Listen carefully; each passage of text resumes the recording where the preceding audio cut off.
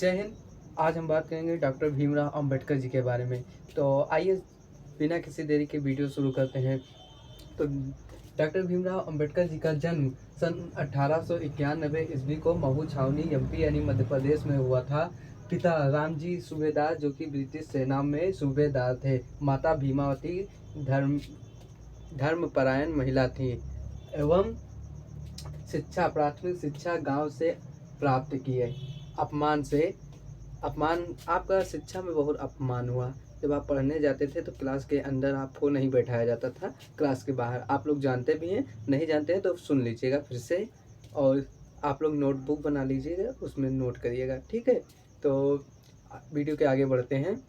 आपको क्लास के अंदर नहीं बैठाया जाता था, क्लास के बाहर। जन्म 1891 ईस्वी 14 अप्रैल 1891, फिर से बता रहा हूँ, 14 अप्रैल 1891 ईस्वी में जन्म हुआ था महू छावनी मध्य प्रदेश में। पिताजी रामजी सूबेदार जो ब्रिटिश सेना में सूबेदार थे। माता भीमाबाई धर्मपरायण महिला थी और 14 भाई बहन थे आप, ठीक है। इसको नोट कर लीजिएगा। कुछ लोग लंबी बीमारी के कारण आपके भाई बहन खत्म हो गए और जो बचे थे उनके बारे में मुझे पता नहीं है। हालांकि ऐसा इतिहास में नहीं है, आपकी जीवनी में नहीं है, आप पूरा जीवनी आप ही के बारे में है।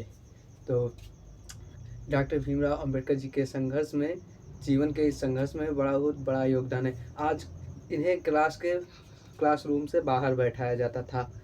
अभी आप किसी दिन स्कूल में, कॉलेज में लेट पहुँचे, आपको तिरपाल बिछवा दिया जाए क्लास के अंदर और सभी बच्चे सीट पर बैठे हों, बेंच पर बैठे हों, आपको टाट बिछवा दिया जाए और आपको टाट पर बैठा दिया जाए, तो आप उस दिन बैठोगे या अगर बहुत गुस्से टाइप के होगे तो भाग जाओगे स्कूल से, बैठबे नहीं करिए क्लास में।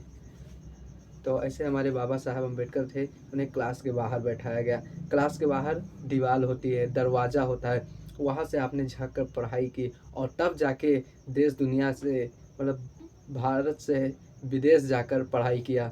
लंदन में पढ़े, अमेरिका, कोलंबिया विश्वविद्यालय। आज भी कोई लड़का कोलंबिया विश्वविद्यालय में नहीं पढ़ सकता। नेता, एमपी, विधायक के बच्चे पढ़ सकते हैं, लेकिन वो भी नहीं पढ़ पाते हैं। जहाँ इंटर किया वह उनको राजनीति का भूत सवार हो जाता है। आपने कोलंबिया यूनिवर्सिटी, लंदन विश्वविद्यालय से आपने कुल मिलाकर 32 डिग्रियाँ हासिल की। नाई भी उस समय आपके बाल नहीं काटता था, तो सब दबाव बना था ऊपर से लेकर नीचे तक, लेकिन आपने बहुत संघर्ष किया और इस जीवन को प्राप्त किया। ऐसे प्रणाम है हमारे इस बाबा साहब को, जिन्होंने भारत का संविधान 2 वर्ष 11 माह 18 दिन में बनाकर तैयार कर दिया। आप संविधान में ड्राफ्टिंग कमेटी के सदस्य थे, सबसे ऊपरी कमेटी होती है। तो जब हम संविधान पढ़ाएंगे आपको शुरू से, तो आपको उसमें बता दिया जाएगा संविधान के पूरे बारे में। अभी तो क्लास शुरू हुआ है, 1 अप्रैल से सारे विषय पढ़ाए जाएंगे आपको इसी चैनल पर, ठीक है ना। और आपकी 2 शादियाँ हुई थी, पहला रमाबाई अंबेडकर और दूसरा सविता अंबेडकर, ठीक है। तो जो सविता अंबेडकर से आपकी शादी हुई थी वो 54 साल की उम्र में हुई थी। 1954 में हुई थी, जब आप बौद्ध दीक्षा प्राप्त किया था नागपुर में, तब आपसे सविता बाई अंबेडकर से शादी हुई थी, ठीक है। इसको हम जानेंगे। आइए फिर थोड़ा और बता देते हैं आपको। ये तो इनके 60 में है। अगर हम इनकी जीवन परिचय बनाए ना तो 3 पार्ट में वीडियो बनेंगे भाई साहब, ठीक है। आज कोई कमेंट नहीं आया। एक सचिन नाम का लड़का था, उसका कमेंट बहुत आता था, आज वो कमेंट नहीं कर रहा, लगता है कहीं निमंत्रण में गया है। शादी का, ब्याह का सीज़न भी बहुत चल रहा है। आज मुझे भी निमंत्रण में जाना था, लेकिन हमने नहीं गए। हम सोचे कि पहले आपको पढ़ा दें, तो अभी जाने, हालांकि टाइम 9 बज रहे हैं। फिलहाल देखते हैं, अभी कोई साथी मिलेगा तो निमंत्रण में चले जाएंगे। लेकिन हम वैसे किसी घर का निमंत्रण छोड़ते नहीं है, ज़रूर से ज़रूर उसके दरवाजे 2 मिनट या 3 मिनट या आधे घंटे टाइम देकर ही आते हैं। तो क्षमा करना, अगर निमंत्रण वाले हमारी वीडियो देख रहे हैं तो क्षमा करना, हम अभी थोड़ी देर में आ जाएंगे। और रमाबाई अंबेडकर, आपने जब कोलंबिया विश्वविद्यालय गए, वहाँ से आपने अर्थशास्त्र में पीएचडी पहले भारतीय थे आपने जो अर्थशास्त्र में प्रथम श्रेणी से आपने पीएचडी किया था। ठीक है, इसको आप लोग नोट कर लीजिएगा। और भारत के समाज सुधारक, अर्थशास्त्री, शिक्षा शास्त्री और भी बहुत सब, फादर ऑफ कॉन्स्टिट्यूशन यानी संविधान के जनक भी थे आप। सिंबल ऑफ नॉलेज अर्थात ज्ञान के प्रतीक भी कहा जाता है आपको। जब कोलंबिया विश्वविद्यालय ने 300 वर्ष पूरे कर लिए तो एक सर्वे किया गया। कोलंबिया विश्वविद्यालय ने जब 300 वर्ष पूरे कर लिए तो उसमें सर्वे किया गया कि सबसे होनहार छात्र कौन है। तो 2 छात्र निकले सबसे होनहार, एक कार्ल मार्क्स और एक डॉक्टर भीमराव अंबेडकर। आप कोलंबिया विश्वविद्यालय जाएंगे ना तो गेट पे बाबा साहब अंबेडकर की मूर्ति लगी है और उस मूर्ति पर लिखा है सिंबल ऑफ नॉलेज। अंग्रेजी में भी कुछ लिखा लेकिन वो मुझे याद नहीं है।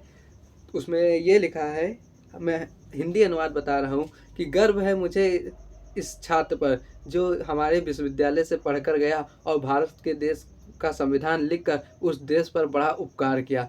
तो मैं फिर से पुनः प्रणाम करता हूँ, क्योंकि अगर बाबा साहब की बताए हुए मार्ग पर आप चलेंगे तो निश्चित आप ऊंचाइयों को पा सकते हैं। और अगर रामायण, गीता, ये सब भी पढ़ना चाहिए। जहाँ से अच्छा ज्ञान मिले वहीं से शिक्षा लेना चाहिए, और जहाँ से गंदे ज्ञान मिले वो शिक्षा कभी ना लें। ज़्यादा शिक्षा भी हानिकारक है। यदि आप ज़्यादा शिक्षा भी पढ़ लें वो भी हानिकारक है। आप लोग देखते होंगे रोड पे बहुत से पागल मेंटली प्रॉब्लम से जूझ रहे होते हैं और रोड पे घूमते रहते हैं, ईंटा पत्थर भी चलाते हैं, गाली भी देते हैं। लेकिन क्या करें जाए, कुछ घर की मुसीबतों से जुड़ जाते हैं, कुछ लोगों का बीमारी होता है। लेकिन हम एक विश्वविद्यालय के अगर 500 बच्चे ले लिया जाए और हमारे बाबा साहब अम्बेडकर 500 बच्चे और अकेले हमारे बाबा साहब, ऐसे थे हमारे डॉक्टर भीमराव अम्बेडकर जी। तो दूसरा वीडियो जो आएगा डॉक्टर भीमराव अम्बेडकर के बारे में वो दूसरे पार्ट में आएगा। ये पहला पार्ट है। क्या कहें इनके बारे में, ये तो शिक्षा के ऐसे भंडार हैं, जो ऐसा महापुरुष जो हमारे देश में जन्मा जिसकी कोई ज़्यादा कद्र नहीं करता। ठीक है, तो इन्हें भारत रत्न से भी नवाजा गया था 1990 में। कौन था प्रधानमंत्री तब?